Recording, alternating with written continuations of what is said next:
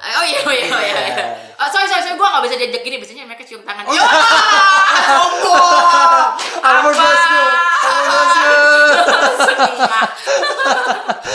Zaman dulu, zaman waktu sebelum aku gitu ya, gondrong itu bisa mati. Dulu tahun 80, tahun 90, pakai jilbab itu adalah pemberontakan. Kenapa? Karena itu melawan negara.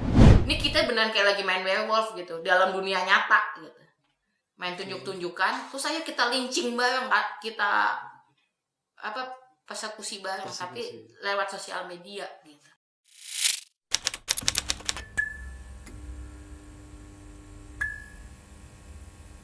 Oh, bokap melakukan ini, bokap melakukan itu. Setelah akhirnya udah gede banget dan tahu, oh ini yang dilakukan bokap gue gitu. Meskipun sebenarnya mungkin nggak ada profesinya, secara profesi nggak ada gitu kan. Gitu. Tapi akhirnya tahu apa yang dilakukan bapak. Terutama ketika teman-teman dari kelompok-kelompok yang dibela sama bapak itu datang. Terus bilang, kamu tahu nggak? Terutama setelah bapak meninggal ya. Bapakmu tuh dulu begini loh. Bapakmu dulu melakukan ini. Ada lagi datang. Bapakmu tuh begini. Bapak tuh begini. Nah, gila ini orang ya, gitu. Kayak tau lah tenaganya kayak satu orang tapi kayak lagi, iya kayak ngerjain kerjaan ribuan orang ya. Gitu. Oke. Gitu sih. Jadi lebih bener-bener karena ngelihat gitu. Iya. Jadi kalau hari ini aku sampai jadi Inaya Wahid yang sekarang gitu ya. Ya karena lihat, bukan karena disuruh ke sana, disuruh gini begitu, nggak ada.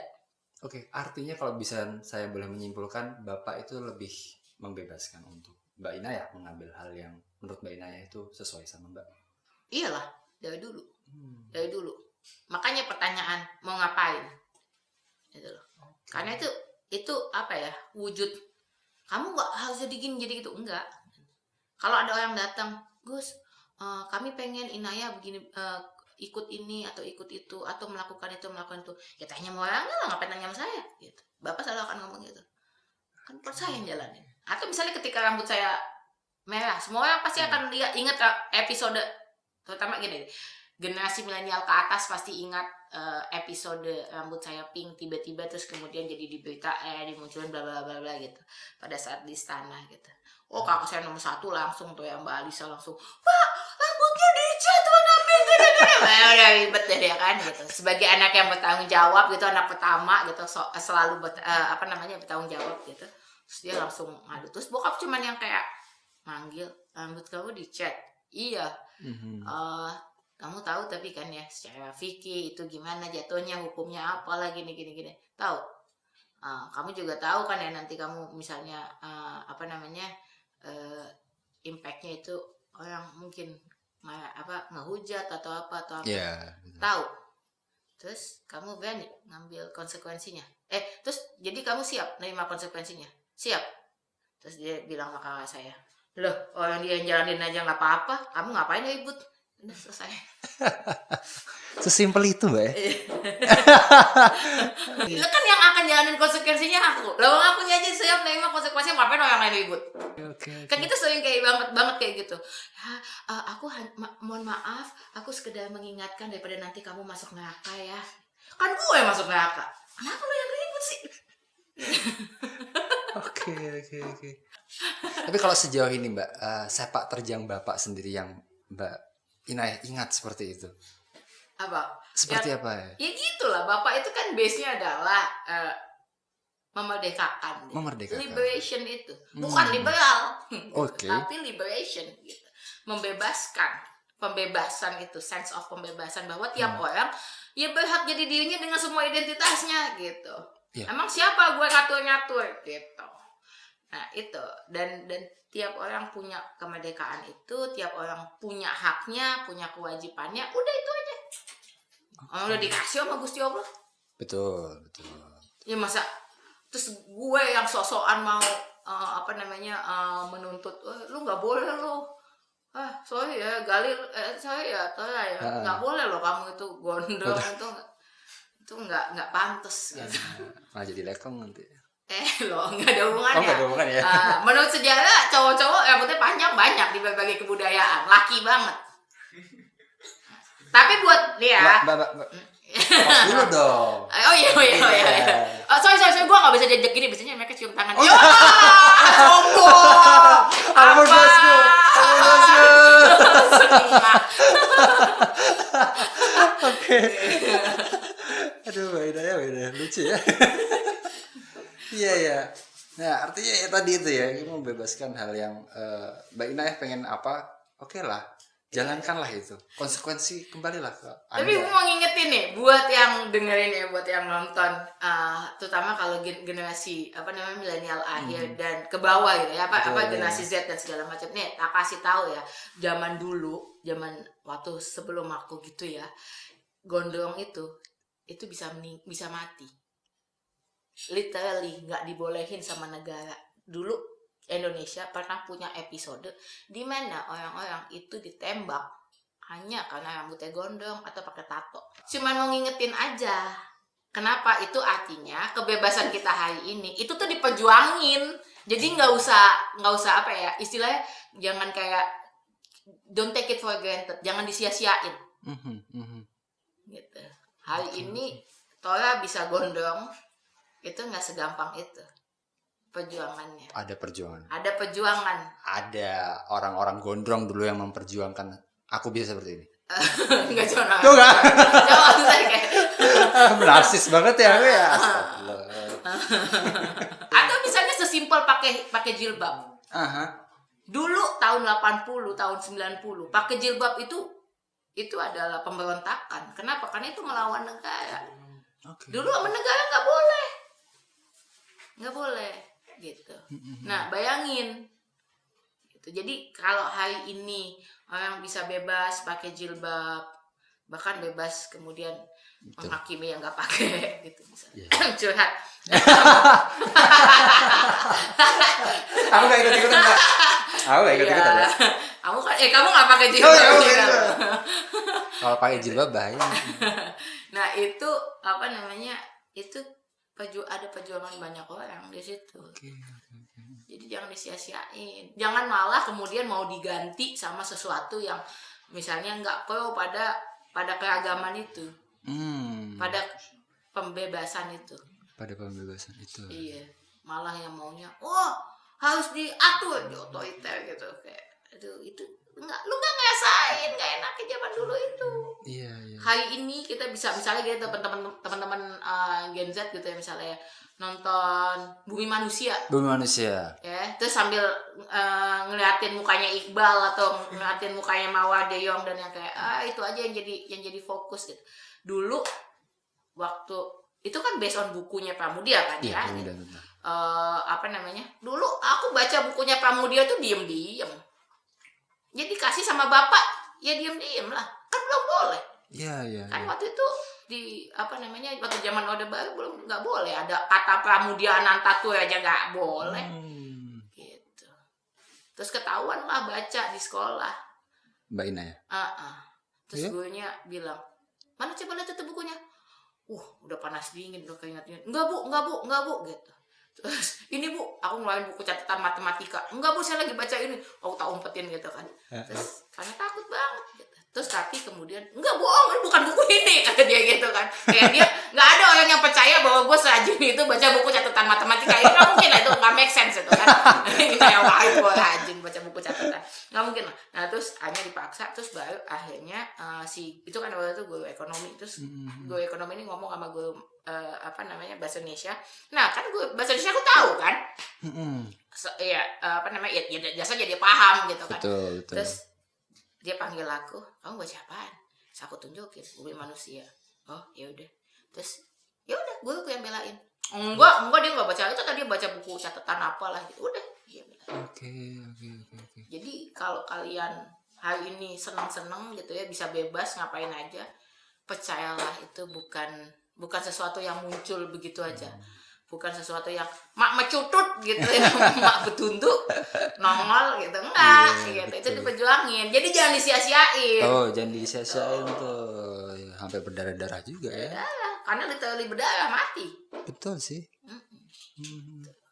Iya. Kalau sekarang Mbak, kalau melihat dari pandangan Mbak Inaya sendiri ya, sebenarnya generasi muda, generasi Z sekarang menanggapi perubahan istilah kebebasan kita dalam berekspresi sudah cukup baik nggak sih, Mbak? Cukup baik itu gini, bahwa kita punya harapan banyak, iya. Betul. Dalam artian gini, misalnya kayak apalagi di Jogja gitu ya, teman-teman kemarin misalnya Gejayan memanggil, itu kan generasi Z, bukan generasiku yang milenial yang kami masih sibuk ngurusin KPR, ya kan, sibuk ngurusin jadi generasi sandwich, mohon maaf nih, gitu. Tidak ada waktu untuk ngurus negara, bangsa, persoalan bangsa, bodoh amat, gitu kan. Aku belum bisa punya rumah, gitu. Ya kan, nah sementara yang bergerak kan teman-teman generasi Z, adik-adik itu, dan itu luar biasa lah. Gimana misalnya banyak banget orang-orang bilang, wah anak sekarang cuma bisa tiktokan dong, bisa joget-joget gak jelas gitu. Tahu nggak orang-orang yang pakai tiktoknya, akun tiktoknya untuk misalnya naikin isu Uighur dengan cara bikin video tiktok tutorial make up, nggak tahu kan? Tahu nggak orang-orang yang nih yang simpel aja tuh, si undang-undang cilaka tuh ya, si omnibus law tuh ya. Saya akan selalu menyebutnya dengan UU cilaka karena cilaka betul UU itu. Betul. Bagaimana yang turun kemudian adalah adik-adik generasi Z dengan segala keunikannya, dengan segala yang mereka miliki gitu, dengan segala perbedaannya, dan kemudian siapa yang naikin jadi trending topik? Mungkin kalau teman-teman gak inget atau mungkin generasi yang atas nggak tahu, yang naik itu para ARMY BTS naikin isu itu, dan bukan hanya untuk trending topik di Indonesia tapi di dunia, raising isu itu. Jadi sebenarnya kita punya harapan banyak gitu. Misalnya hari ini gimana pelaku kekerasan seksual di call out gitu ya. Meskipun ya kadang-kadang gini, ada potensi misalnya si cancel culture itu kebablasan, iya. Kalau buat saya termasuk yang menganggap cancel culture jadi kebablasan. Jadi kayak kalau kalian ini zamannya, kalau kalian beberapa tahun lalu suka main werewolf, ini kita beneran kayak lagi main werewolf gitu dalam dunia nyata gitu. Main tunjuk-tunjukkan, terus kita lincing bareng, kita persekusi bareng, tapi lewat sosial media gitu. Nah, jadi banyak yang cancel culture-nya sampai kebablasan kayak gitu. Tapi basicnya kan sebenarnya cancel culture itu banyak juga yang kemudian di call out gitu. Kena call out gara-gara itu, dan ya memang para pelaku itu hanya jadi nggak punya, ya harus menghadapi konsekuensi gitu.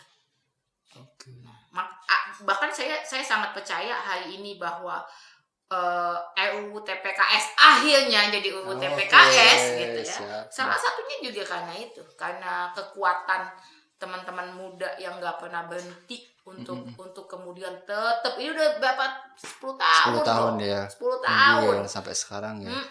Dan akhirnya berhasil itu teman-teman muda tuh. Jadi maksudnya gini, kalau mau dibilang nggak ada harapan ya enggak lah, masih banyak harapan gitu. Sedih banget hidup kita di negara kayak udah lihat baliho-balihonya aja kita udah kayak ngenes banget. Begini amat nasib Indonesia. Terus kalau kita nggak punya harapan sama anak mudanya, ya udahlah, kita sedih berjamaah aja lah. Sedih berjamaah. Iya, tapi enggak lah. Aku sangat percaya kita punya harapan banyak. Artinya sudah melihat bahwa memang generasi sekarang berupaya untuk kesana, Mbak, untuk memperbaiki, untuk menjawab. Aku tuh percaya gini loh. Ya udahlah, itu terjadi di tiap generasi. Bukan terjadi di tiap generasi, tapi maksudnya gini. Maksudku itu sesuatu yang organik. Ketika akan selalu ada kok orang-orang itu. Nggak ada lah, kayak bener-bener nggak ada satupun, ya nggak mungkin juga lah. Ada, pasti ada gitu. Bahwa suaranya kemudian nggak mainstream, bisa jadi gitu. Tapi bukan berarti nggak ada. Di negara yang nggak kelihatan sekalipun, kayak misalnya bahkan di negara yang udah kita nganggap maju, bener-bener maju, yang kayak kayaknya mereka udah sejahtera banget. Gue kalau tinggal di negara itu udah bahagia karena semua udah terpenuhi kesejahteraan, undang-undang apa segala macamnya udah mengarah ke sana gitu. Tetap pasti selalu ada demo, itu ada, tuntutan itu ada gitu. selalu ada yang perlu dibetulin. Ya kayak kemana itu contohnya waktu kami podcast sama Mbak Isna dari Ohana itu ya, yang dia adalah apa namanya salah satu ini apa namanya wakil Indonesia untuk CRPD penyandang, ya, penyandang untuk disabilitas kasus ya. difabilitas gitu. Itu yang kemudian dia cerita Belanda loh gitu kan. Itu tiba-tiba bisa loh melakukan mengeluarkan undang-undang Belanda yang katanya megang HAM apalah segala macam. Bisa loh ngeluarin undang-undang kalau ditengarai janin itu dianggap mungkin mengalami kekurangan, entah itu Down syndrome atau apapun misalnya contohnya ya udah itu sama negara wajib diaborsi lah, itu kan gila gitu.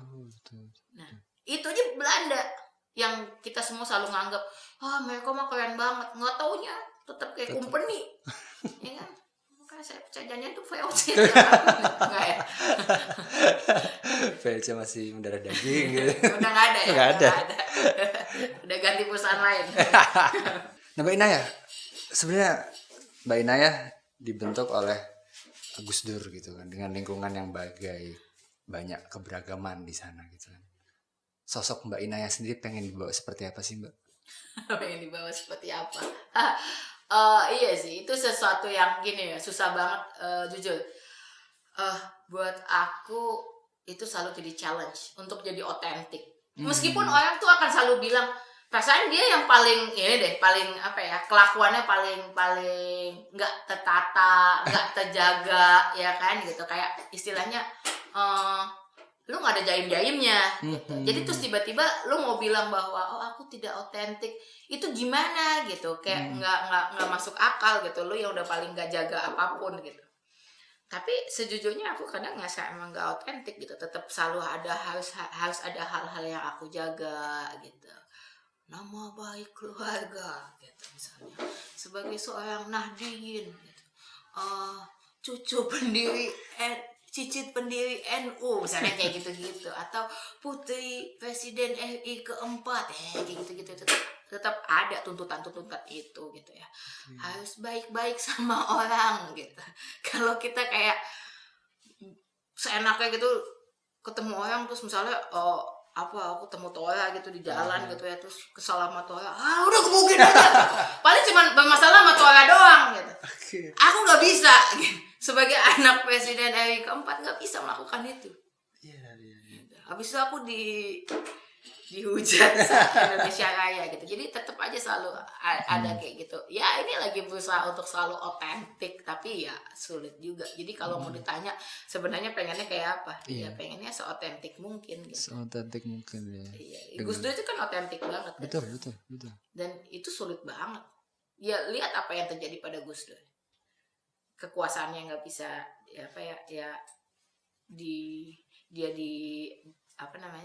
kick out dari sana segala macam gitu. Iya. Dan salah satunya ya for being authentic, karena jadi otentik. Iya.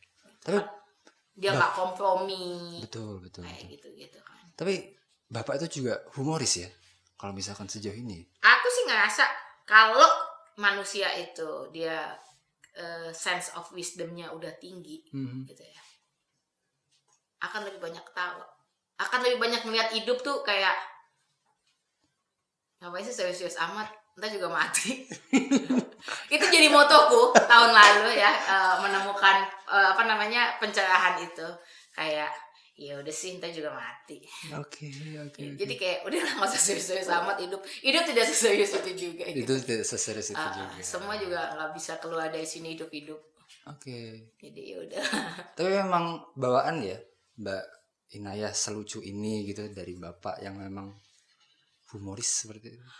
Aku rasa itu penanda kalau aku benar anak kayak Gus Dur. Karena kalau nggak, aku akan selalu mempertanyakan diriku kayak, aku ini anak siapa? Aku anak Gus Dur. Tapi kadang-kadang kalau kayak, ya ampun, aku bisa ngeluarin 1 joke, 2 joke gitu. Ya lumayan lah. Oh ya betul. Kemungkinan kayak gue emang benar anak kayak Gus Dur. Aduh. Kira-kira kalau dari nggak ketukar presiden lain. Kira-kira joke yang masih diingat sama Mbak Inayah? Soal Bapak.